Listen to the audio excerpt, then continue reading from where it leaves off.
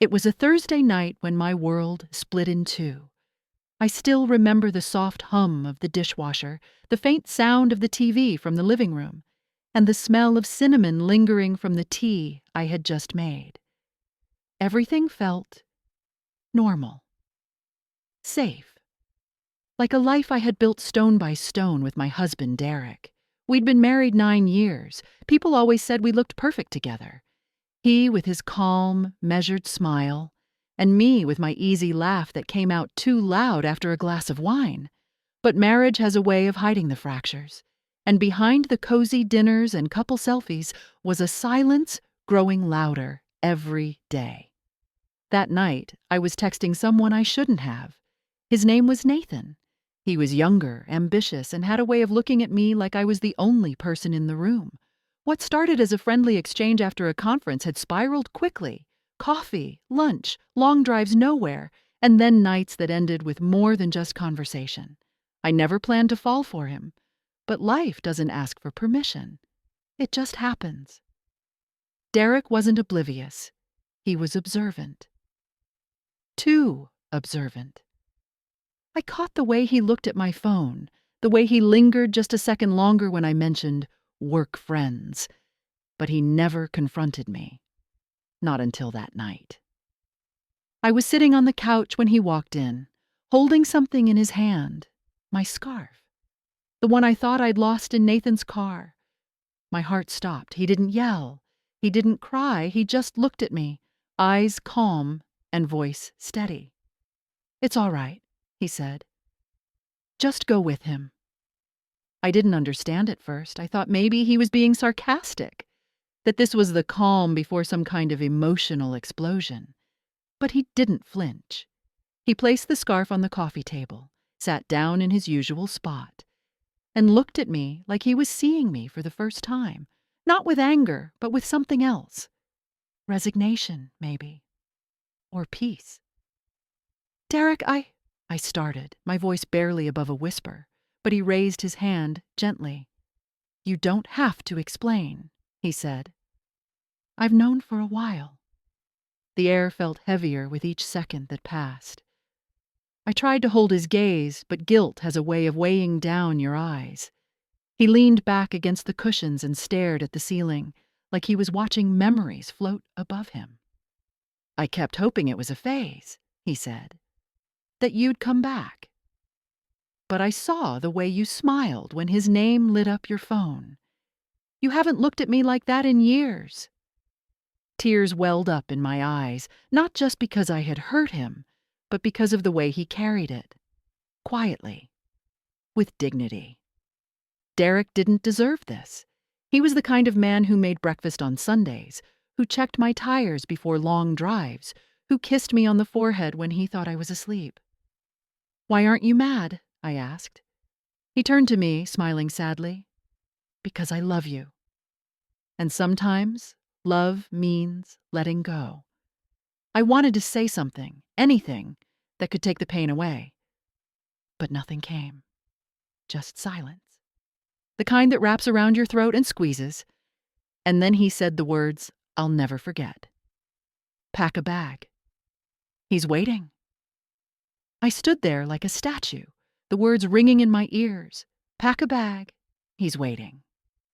My hands moved on autopilot. I shoved clothes into a duffel, pajamas, one dress I still liked, a sweater that smelled faintly of him. Everything felt surreal, like I was packing for someone else's life.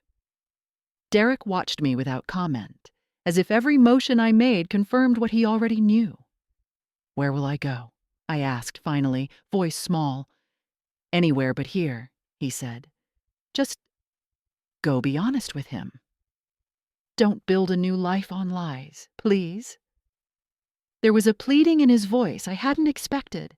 It flung a different kind of ache through me, the knowledge that I had hurt the one person who hadn't asked for anything except honesty. I remember the drive to Nathan's apartment as a blur, the city lights smeared into streaks through my tears. My phone vibrated a dozen times with messages I ignored. When I pulled up outside his building, my hands shook so hard I almost couldn't unlock the car. Nathan opened the door before I could knock, hair messy, eyes alive with surprise. "You okay?" he asked. He reached for me like he always did, like we had a script we were following, but when he saw the bag at my feet, his smile faltered. "What happened?" he asked. I told him. I told him about the scarf, about Derek's calm voice, about the way he had said, "It's all right." I told him how Derek had told me to go. Nathan's face shifted, shock, then something like triumph, then uncertainty. "So, you're here?" he said slowly. "Yes," I said, "but I don't know what I want." I thought I knew. The apartment felt too small for the questions now crowding my chest. Nathan reached for my hand, but I pulled away. In that moment, I realized that the life I'd imagined with him was built on 1,000 stolen moments, all fragile, all tentative. The consequences were finally catching up. Nathan stood there, his arms still half extended, like he didn't know what to do with it anymore. "You left him for me," he said, his voice somewhere between disbelief and dread.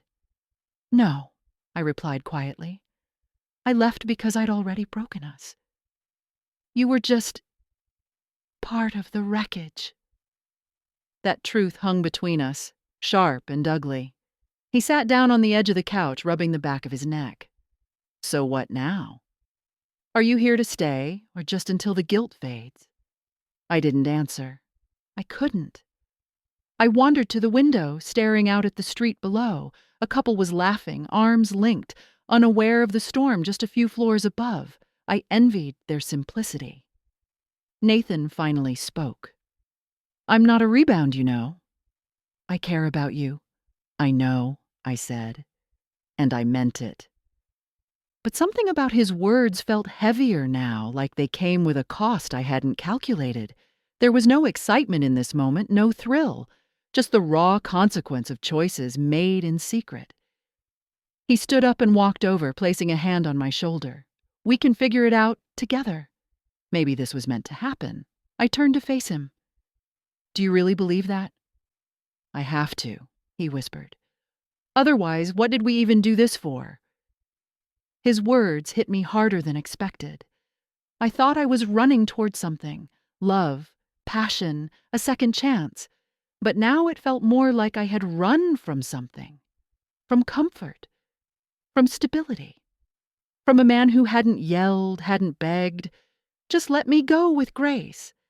And suddenly, that grace felt more powerful than anything Nathan could offer. I spent that first night on Nathan's couch, fully clothed, staring at the ceiling in the dark, while he slept soundly in the other room. I couldn't bring myself to climb into his bed, not with the scent of Derek still clinging to my skin, to my memories. I thought being here would bring clarity, that once I'd made the leap, the noise in my head would quiet down. But instead, it grew louder. By morning, Nathan had made coffee and was scrolling on his phone like nothing had changed. "I texted my mom," he said casually. "Told her you might come by this weekend. She's been curious to meet you." The pit in my stomach tightened. I hadn't even told my sister. I hadn't responded to Derek's one message from last night. "Just let me know you got there safe." That was it. Nothing more. Nathan's eagerness suddenly felt like pressure. We hadn't talked about what this really meant, what we really were now that the thrill of sneaking around was gone. He handed me a mug. "So, what's next for us?" I took a sip, avoiding his eyes. "I need time," I said. "I'm not sure I even know who I am without Derek." He looked deflated, setting down his cup harder than he needed to. "You always said you felt invisible with him, that he made you feel like a roommate, not a wife." "And you made me feel wanted," I said gently. "But that doesn't mean I'm ready to erase 9 years of marriage in one weekend." Nathan didn't say anything, but the silence was heavy with disappointment. I walked to the balcony, phone in hand, thumb hovering over Derek's name. My finger trembled.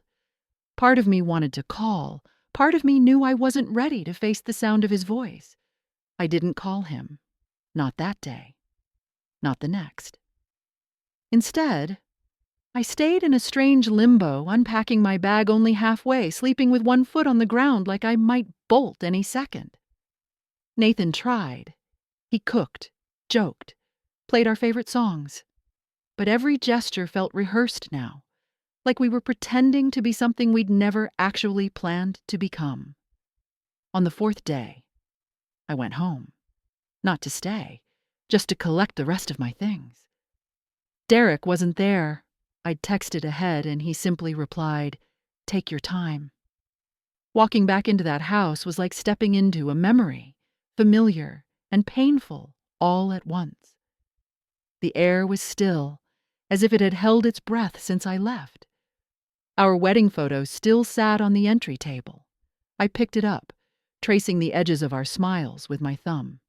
We looked so happy then. But maybe we were just young. Maybe that smile was more about the dream than the man standing beside me. As I packed, I found a small envelope on my side of the bed. My name was written in Derek's handwriting. Inside was a letter. "You don't owe me anything." Not explanations, not guilt. But if one day you realize the difference between comfort and love, I'll still be here. Not waiting, just living. Because loving someone also means knowing when to stop holding on. -D quote. I sat down and cried for the first time since I left. Not for Nathan. Not even for Derek. But for the version of myself that had believed escape would feel like freedom. That letter was a goodbye without bitterness. And somehow, that hurt more than rage ever could. When I returned to Nathan's apartment that night, I was quieter. He noticed. "Everything okay?" he asked. I nodded, setting down my bag. "Yeah, just a lot of memories in that house." He didn't press, but the distance between us was suddenly clearer, like we were both pretending this wasn't falling apart. We ordered takeout and watched a movie we'd both seen before, though neither of us paid attention. At some point, he reached for my hand. I let him. It felt familiar, but not right. Later, in the dark, I stared at the ceiling again. Nathan turned toward me. "You still love him, don't you?" The words hung there like a challenge. "I don't know," I said. "But I miss him in a way that scares me." Nathan pulled away slightly. "So what am I then?" "I don't want to lie to you," I whispered. "You were what I needed. When I felt invisible, when I felt like I was fading. But I don't know if that means I was ever truly yours." His jaw clenched. "That's not fair. I gave you everything I had." "I know," I said, tears stinging my eyes, "and I took it." Even when I shouldn't have, he turned his back to me. That was the last real conversation we had. 2 days later, I left. I packed quietly in the morning while he slept. I left a note, not a dramatic letter like Derek's, just a few lines. "Thank you for seeing me when I couldn't see myself. But I need to figure out who I am without leaning on anyone. I'm sorry." And I walked out. No bags of guilt or revenge, just a suitcase and a heart heavy with everything I hadn't said. I moved into a small studio downtown. Nothing special, just enough space for a bed, a table, and the silence I thought I needed. At first, it was liberating. No schedules. No eyes watching my every move. I woke up when I wanted, ate when I felt like it, and walked the city at night like a ghost, trying to remember who she used to be. But the silence eventually stopped feeling like peace. It started to echo, and in that echo I heard everything I'd avoided. The sound of Derek's steady voice, the weight of Nathan's touch, the haunting question I never answered. What did I really want? 3 weeks passed before I saw Derek again. I didn't plan it. I was walking through the farmer's market trying to find ripe peaches when I saw him, standing near the coffee cart, sipping from a paper cup. He looked good, a little thinner, but calm as always.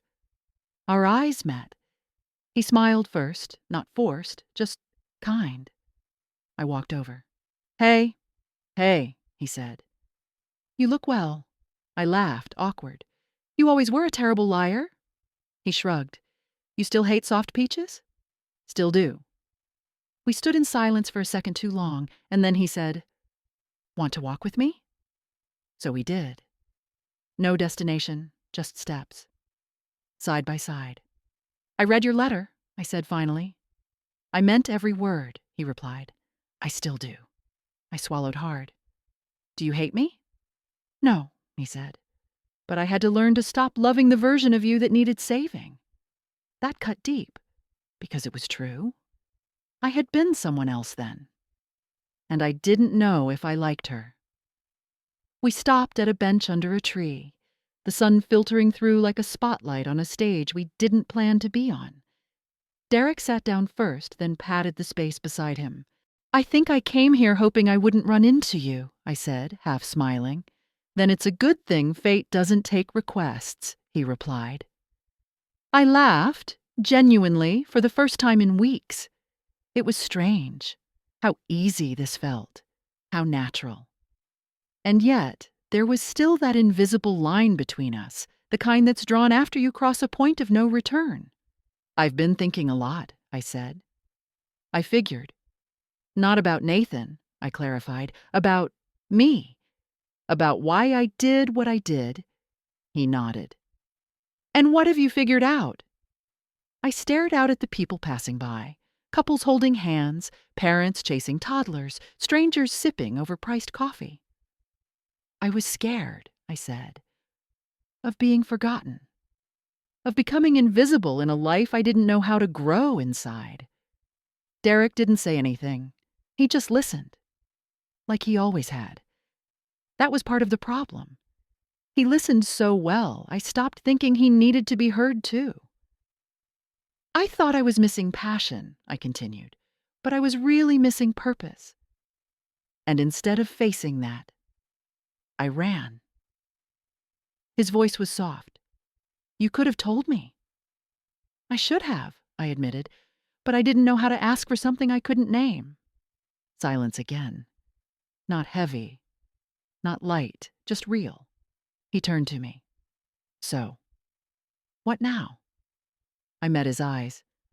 I'm not here to fix us. Not yet. Maybe not ever. I just wanted you to know I see what I broke, and I'm sorry. Derek looked at me for a long time, then nodded slowly. Thank you, he said. That means more than you know. I wanted to reach for his hand, but I didn't. Some things needed time. Others needed space. We sat there for a few more minutes, just existing in the same moment. Two people shaped by love, loss, and the brutal honesty of growth. Then he stood up. I should get going, he said. Groceries aren't going to carry themselves. I smiled. You still hate shopping alone? Always, he chuckled. But I've gotten better at it. We didn't hug. We didn't make promises, just exchanged one last look. And something in it felt like closure. Or maybe a new beginning. I wasn't sure yet. After he walked away, I sat on that bench until the sun dipped lower in the sky. I didn't cry. I didn't call anyone. I just breathed. For the first time in months, it felt like I wasn't running. The next few weeks were quiet. I went back to work, signed up for therapy, started journaling again. I wasn't trying to win Derek back, and I wasn't trying to replace Nathan. I was just trying to understand who I was when I wasn't wrapped in someone else's identity. One evening, as I was closing my laptop, I got a text. It was from Derek. Just 3 words. You doing okay? I stared at it for a long time before replying. Better. You? His response came quickly. Getting there. And somehow that was enough. For now. We were 2 people who had loved deeply, broken badly, and were learning to exist in the aftermath. Not perfectly, not easily, but honestly. Sometimes that's the best any of us can do. Weeks turned into months. The wounds didn't disappear, but they scabbed over. Slowly, painfully. I didn't rush healing this time. I respected the quiet, honored the discomfort, and let myself sit in the hard questions. I ran into Nathan only once more. It was accidental, a coffee shop on 9th Street, early morning, both of us reaching for the same lid. He froze when he saw me. "Hey," he said, almost breathless. "Hey," I replied. He looked thinner, more tired. Maybe he'd been carrying weight too, the kind that doesn't show until it breaks something inside. "How have you been?" he asked. "Figuring things out," I answered honestly. "You?" He smiled, small and sad. "Same?" There wasn't bitterness, just distance, like we had both moved out of the fever dream we once shared. He looked down, then back at me. "I did love you, you know," he said. "I know," I replied, "and I'm sorry for how I left." "You didn't deserve that." He nodded. "You were just trying to survive." I didn't expect forgiveness. And maybe that was never what I needed. Just recognition. He handed me a coffee stirrer and stepped back. "Well, take care, okay?" "You too," I said, and meant it. We parted like acquaintances who once knew each other too deeply, and I never saw him again. But that conversation stayed with me because it reminded me that love, even when it ends, leaves something behind. Lessons, bruises, echoes. I walked home through the crisp air, feeling lighter. For the first time in what felt like forever, I was no longer choosing between two men or two lives. I was choosing me, and that choice didn't feel selfish. It felt earned. It wasn't until late spring that Derek and I sat down again. This time not by accident, not by chance. I invited him. We met at a quiet cafe near the park where we used to walk our dog. He was already there when I arrived, sipping from a mug and tapping his fingers on the table like he always did when deep in thought. I approached, nervous but steady. He looked up and smiled, warmer this time, less guarded. "Hey," I said. "Hey." I sat down. "Thanks for coming." "You sounded different," he said, studying me. "Grounded." "I feel different," I admitted. "And I wanted to thank you. Not just for how you handled everything, but for letting me fall apart without making me feel like I owed you my pieces." He looked down, a small smile tugging at his mouth. "You don't know how hard that was." "I do now." We talked for an hour, about life, about work, about what we'd learned. It wasn't a reunion or a rekindling. It was something else. Two people rebuilding something quieter, something based on truth instead of comfort. At one point, he asked, "Do you think we'll ever find our way back?" I didn't answer right away. Not because I didn't know, but because I finally understood the difference between needing someone and choosing them. "Maybe," I said. "But not because we're afraid of being alone. Only if it's right. Only if it's real." He nodded. That was enough. When we parted, he hugged me. Not like a husband, not like a lover, just someone who once held my heart and still wished it well. I walked away, feeling whole. Not because I'd fixed everything, but because for once I wasn't trying to. Life moved on.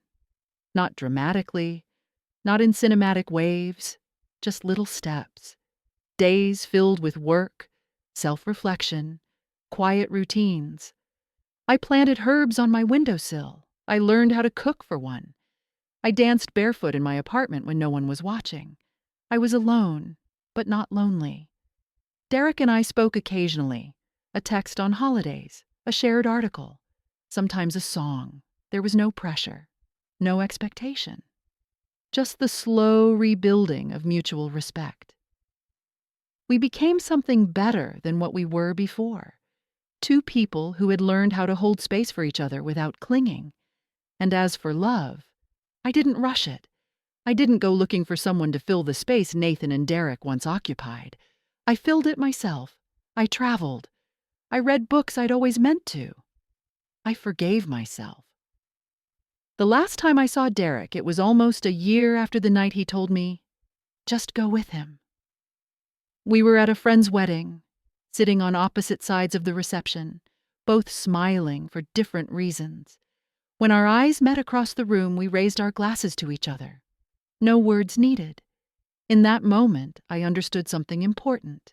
Sometimes, the people we love most are not meant to stay in the same role forever. Some become chapters, others, footnotes. A few become mirror reflections of who we were and who we dared to become. Derek had loved me enough to let me go, and I had finally learned to love myself enough to not fall back into what was simply easy. So, no. This isn't a story of reconciliation. It's not a fairy tale ending. It's a story about breaking, surviving, choosing, and growing. And sometimes, that's the bravest love story of all.